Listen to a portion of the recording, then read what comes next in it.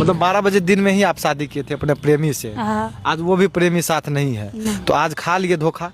हाँ। तो ग्रामीण सब मिल के शादी करवाया था आपका, और जो प्रेमी से आप पति बना लिए उससे बात होता है अभी? को पहले लड़का बुलाया कि तुम मेरे घर पे आ जाओ, और आप गए और वहीं पे शादी कर लिए।